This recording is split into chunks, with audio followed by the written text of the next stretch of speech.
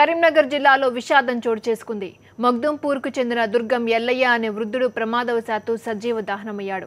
కొంతకాలంగా అనారోగ్యంతో బాధపడుతున్న ఎల్లయ్య పూరి గుడిసెలోనే ఉంటూ లేవలేని స్థితిలో మంచానికి పరిమితమయ్యాడు. విద్యుత్ లైట్ వేడికి గుడిసెలో నిప్పులు చెలరేగాయి. ఒక్కసారిగా మంటలు గుడిసెంతా వ్యాపించాయి. లేవలేని స్థితిలో ఉన్న ఎల్లయ్య మంటల నుంచి తప్పించుకోలేకపోయాడు. దీంతో గుడిసెలో నుంచి బయటకు రాలేక సజీవ దహనమయ్యాడు.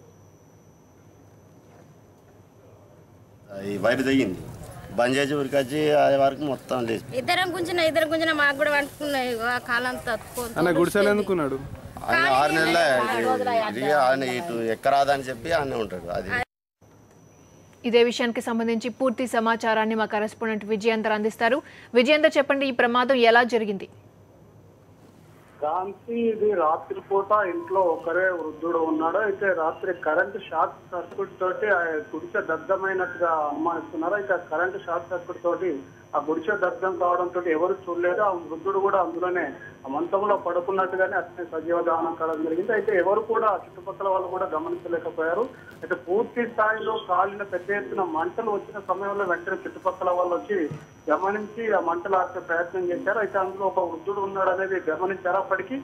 అప్పటికే ఆయన సజీవ దహనం కావడం జరిగింది. అయితే ఈ విషయం ఉదయం అందరికీ తెలియడంతో పోలీసులు తర్వాత రెవెన్యూ అధికారులు వచ్చారు. ఆ ముసలాయన ఒక్కడే ఉన్నాడు. వాళ్ళ కుటుంబ సభ్యులు కూడా అందుబాటులో ఎవరు లేకపోయింది.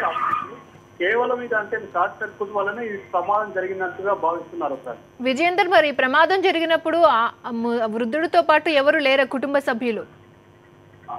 కాంతి ఆ కుటుంబ సభ్యులు ఎవరు కూడా లేరు. అతనికి ఒక భార్య ఉంటుంది, కానీ ఊరికి వెళ్ళడంతో ఒకడే ఉన్నారు. ఆ ఒక్కడు ఆ ఇంట్లో ఉన్న సమయంలో ఇది జరిగింది కాబట్టి అంత పూరి గుడిసే తర్వాత కొన్ని ఫ్లెక్సీలు తర్వాత ఈ కవర్లు కప్పుకొని ఉన్నాడు. ఆ కవర్లు కప్పుకొని ఉన్న సమయంలో ఇది కరెంట్ షార్ట్ సర్క్యూట్ కావడంతో ఒకేసారి మంటలు చెలరైనట్టుగా భావిస్తున్నారు.